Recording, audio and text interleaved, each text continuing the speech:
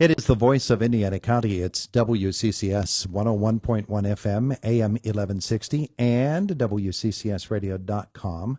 Glad you're with us here today as we tell you about something really cool at IUP that is happening this weekend. Our conversation today with John Ritter is brought to you by Marcus & Mack, voted Best Personal Injury Law Firm in the Best of Indiana County contest. Marcus & Mack, a law firm representing injured people. And John is an IUP grad. He is also a resident of Indiana, also Ligonier. Correct. Cool. I grew up in that neighborhood, so. Oh, nice. Yeah. Nice place. Nice place. And this is too. So it's interesting that with the career that you're involved in, that you're able to stay here in this area. I don't know if that's always been the case. Have you always been able to stay here and still do what you do? Well, I started with a real job, an office job in San Francisco. I graduated from IUP in 1988, and I moved directly to California. Mm-hmm. So I was in San Jose working at a skateboard company, and then I wound up in San Francisco at MCA Records, designing tour T-shirts, and then I wound up at Adobe Systems in Silicon Valley. So those were all like location-specific jobs. And then when I went out on my own as an illustrator, mainly producing artwork for magazines and publications, I could do that anywhere. So I spent the first 10 years of that in my apartment in San Francisco, and then moved to Pittsburgh and had various studios. I've tried working at home. I've tried working walking distance and driving distance, and we pulled you back is what we did. I'm back and loving it. You have a show opening tomorrow. I should explain that there's this event at IUP called Slank Fest, which is a great tongue-in-cheek name. And as part of it, you have a show at the IUP University Museum of a retrospective on your 30 years as an illustrator. That is correct. Yeah, I can give you a little background.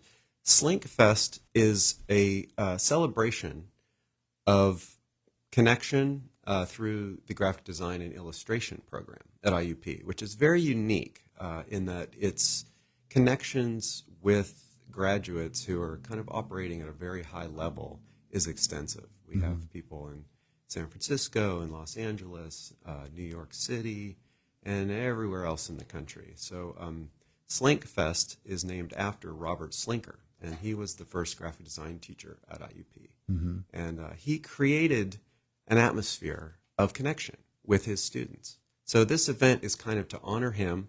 It's also to get, alumni who are out there reconnected with the program. And ultimately, it's designed to, connect students who are in the program now or who have just graduated to have connections in the field across the country. So as part of that, my retrospective show is just a survey. It's more of a narrative about how dots can be connected. How can you leave IUP with an undergraduate education and, take advantage of connections that come your way and opportunities, and you can find yourself, doing some really interesting things. Build a life. That's exactly right. I've been very, very fortunate to have a career where, I've been able to live wherever I want to live, and it's been a lot of hard work, but it's been very exciting, and it's all been my own process to guide my own career. So we really want to share that story with people, and that's what the exhibition is about. It's a chronological exploration into, how did you get from IUP to San Francisco and back? It's interesting to me that it's a chronologically arranged exhibition because I'm sure that as you have developed down through the years that you've been able to take a look back at some, and maybe you've done this before, look at some of the work that you'd previously done.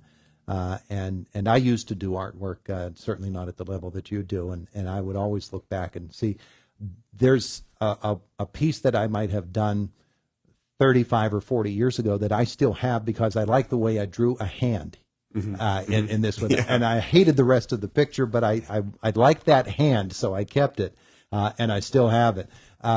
As you take a look back and chronologically you're able to watch your life unfold as an illustrator, That has to be a fascinating experience for you. Well, it's interesting that you bring that up because I've actually never really done that until this Oh, yeah. this exhibition.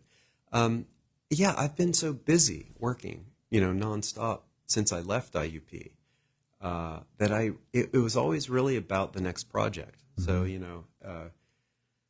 I did a lot of work for the New Yorker over, many decades, and it was always just the next project, the next project. So you're always trying to come up with these kind of intelligent, clever solutions for problems in visual terms, and there's not a lot of space in between, and deadlines are tight. So it's just one thing after another after another. Now that my career has kind of slowed down, and I'm helping IUP out with their marketing and communications, this opportunity to do this exhibition is the first time really that I've taken a serious look at quantity and quality and the lack thereof.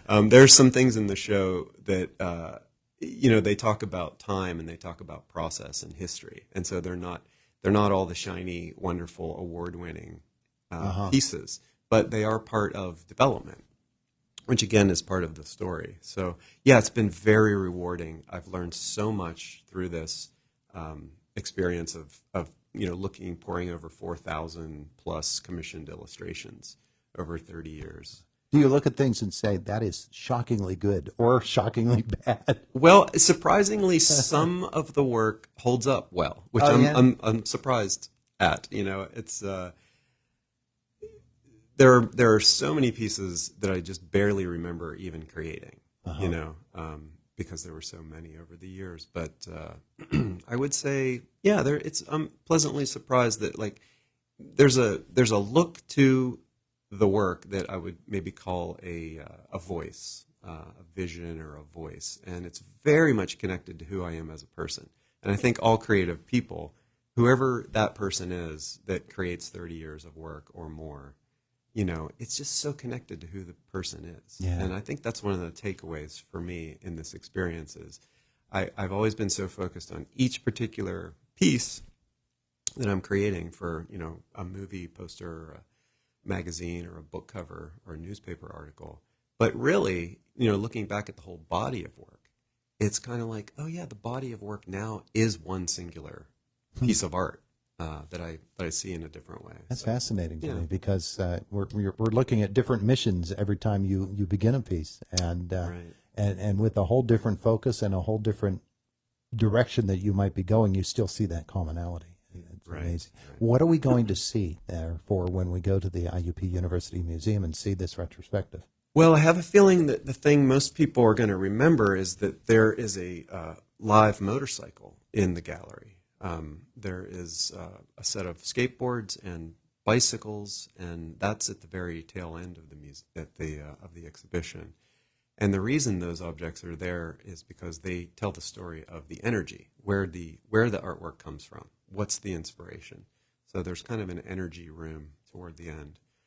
But you're going to see a lot of illustration work that's produced on a larger scale than it actually was designed for, which is the printed page. And next to those works, most of them are on wood and paper. And next to that, you're going to see the application of the magazine page and how that artwork was displayed in a magazine. There's a video installation that a really good friend and colleague of mine, a senior, Ben Van Weeren, helped me create. It shows about 200 tear sheets from magazines on a big screen that you can scroll through. It's an interactive display.